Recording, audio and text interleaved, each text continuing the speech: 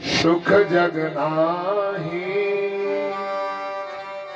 नहीं दरिद्र सम दुख जग माही। जीवन में दरिद्रता से बढ़कर के कोई दुख नहीं है। दरिद्रता गरीबी को नहीं कहते हैं। आज जगत गुरु भगवान शंकराचार्य जी ने बताया है, गोवा दरिद्रो विशाल कृष्णा, जिसकी अनंत कामनाएं हैं वही सबसे बड़ा दरिद्र है।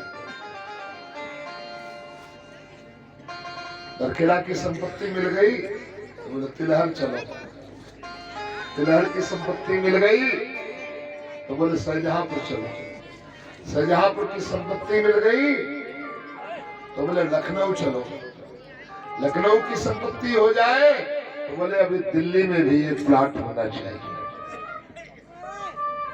कामनाएं व्यक्तियों की समाप्त नहीं होती। आवश्यकताएं कभी है, आवश्यकता कभी अधूरी रहती नहीं और कामना कभी किसी की पूरी होती नहीं।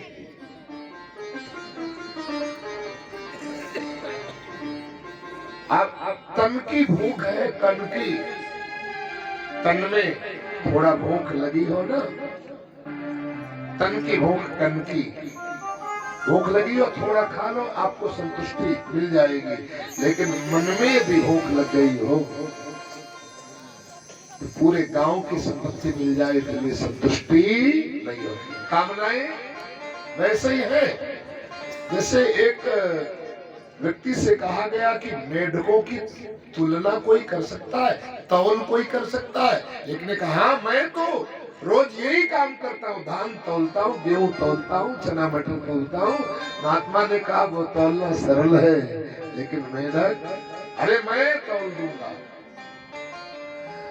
एक बोरी में भरे 10-20 मेढक, 10-20 मेढक भरे और ले जा करके तराजू में निकाल करके दो रखे, और जैसे ही दूसरे निकालने के लिए चला वो दो पहले कूद गए। फिर तीसरे को पकड़ा तो दूसरा वाला कूद गया।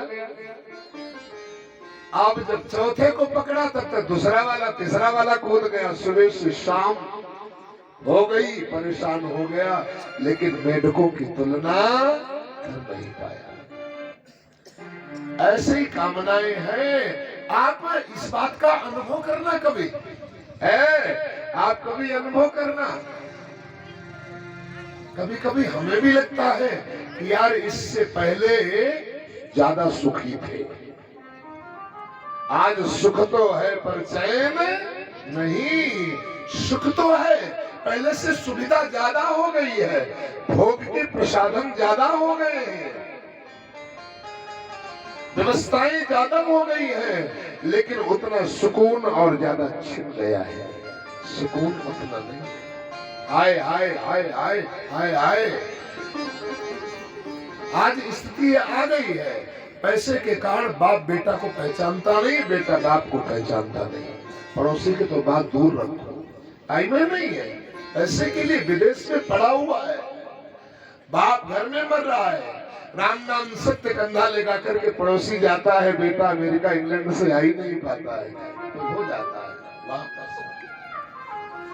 कुछ लोग बैठे हुए थे हमारे पास में, आज हमारे रामलड़ते भैया हैदलपुर से, उनके यहाँ भी जाना हुआ, आज थोड़ी देर सत्संग भी हुआ सिंह प्रधान जी के यहाँ भी, और यहाँ कुछ चर्चा ऐसे चलने लगी। हमने कहा अभी तो कुछ नहीं, अभी भी व्यक्ति यदि सुधरा नहीं तो आगे देखना कितना विपरीत समय आएगा, कितना विपरीत। अभी भोजन कर रहा है, हम लोग अन्न मिल रहा है, पानी मिल रहा है, तो पारों पार दुकान परे, बिन अन्न दुखी सब लोग मरे। तब ये स्थिति आ जाएगी। कलयुग आ रहा है, धीरे धीरे कलयुग आ रहा है। संत लोग इतने हमें प्रयास कर रहे हैं, अभी 5000 ही वर्ष कुछ व्यतीत हुआ है, अभी ये स्थिति है। जो विदेशों में स्थितियां कभी कभी सुनने को मिलती थी, पढ़ने को मिलती थी, आज हमारे आंखों के सामने चरितार्थ हो रही है।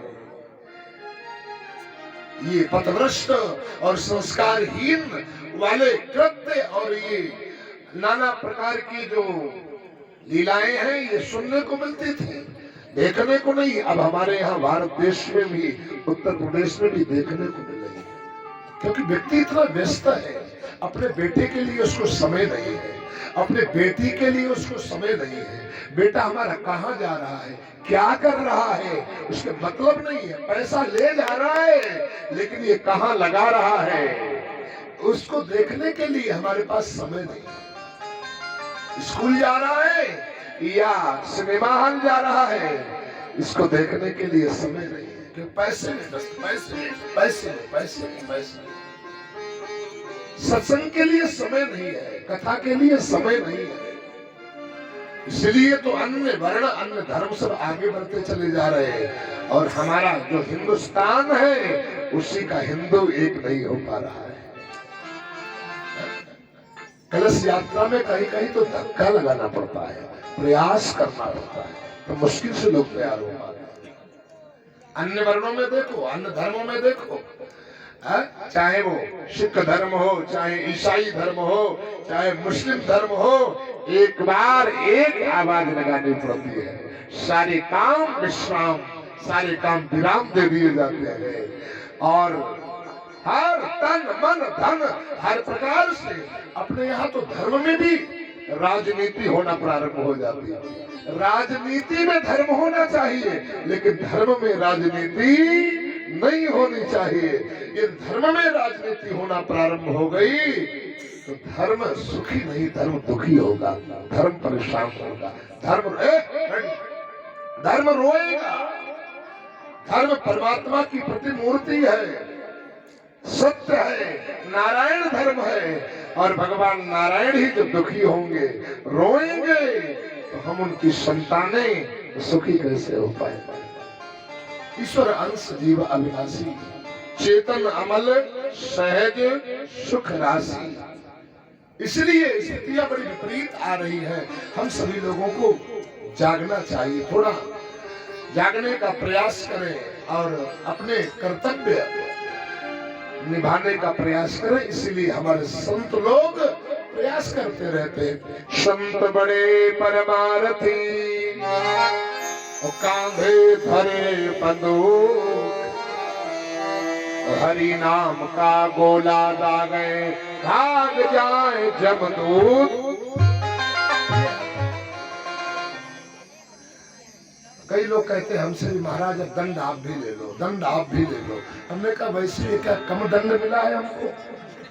रात 12-12 बजे तक जगना, फिर 4 बजे से फिर शुरू हो जाना है, ये कोई दंड कम मिला है क्या? ये सबसे अब हम कौन उदंड है?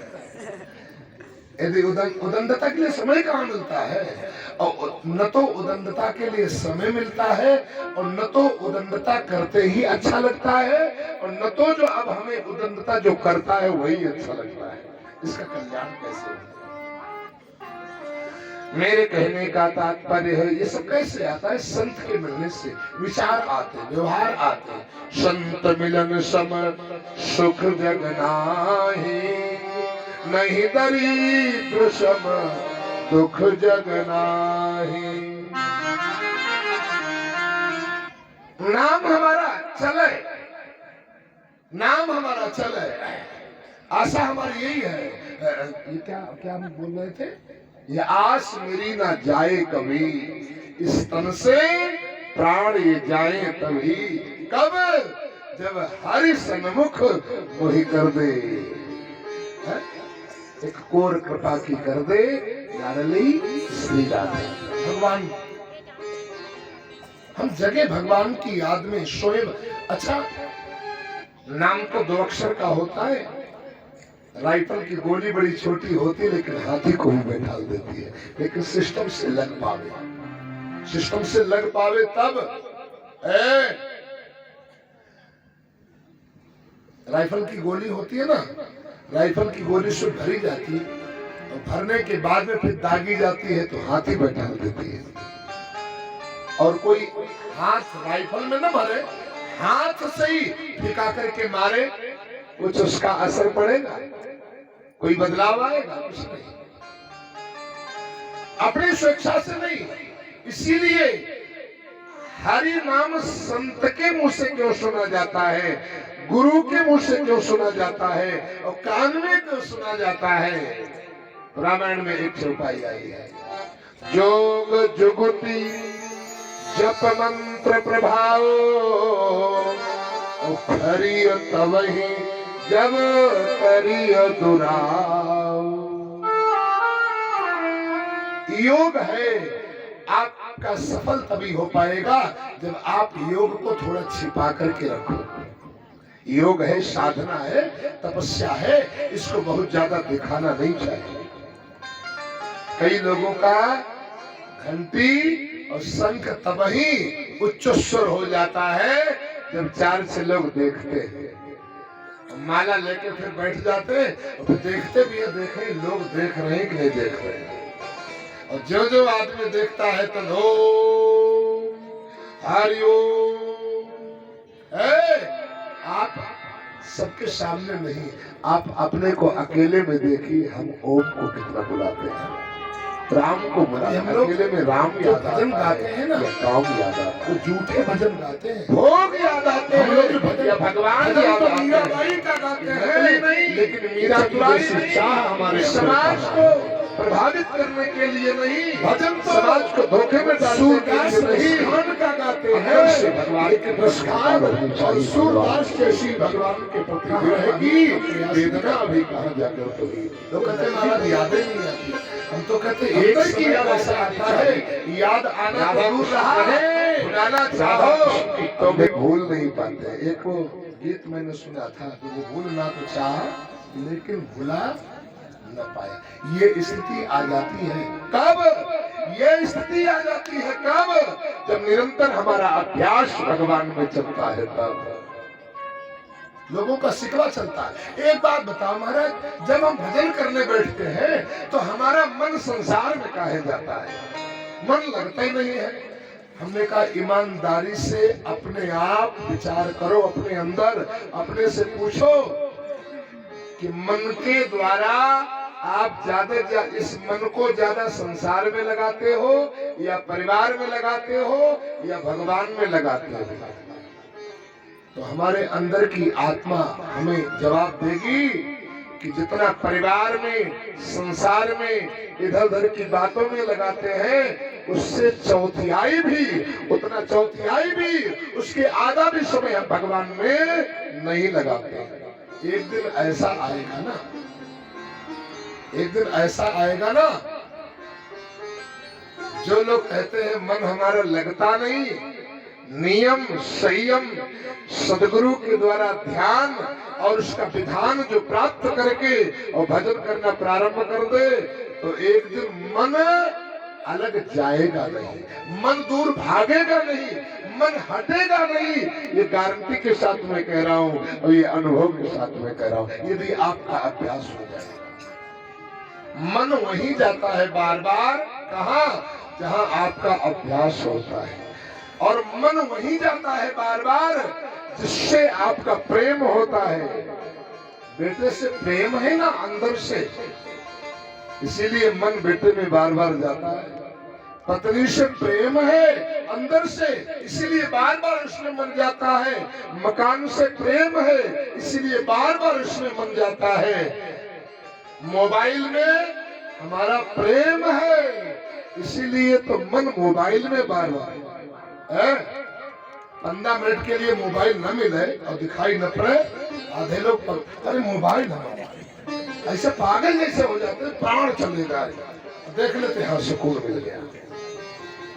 जितना पत्नी से प्रेम है, जितना बेटे से प्रेम है, जितना मकान से प्रेम है, जितना 15-20 हजार के मोबाइल से प्रेम है, उतना भी यदि हमारे गोविंद से प्रेम हो जाए, नाम से प्रेम हो जाए, भगवान से प्रेम हो जाए, तो मन पवित्र हो जाए और मन को फिर भगवान से हटाना मुश्किल पड़ जाए, हमारा जीवन सफल हो जाए।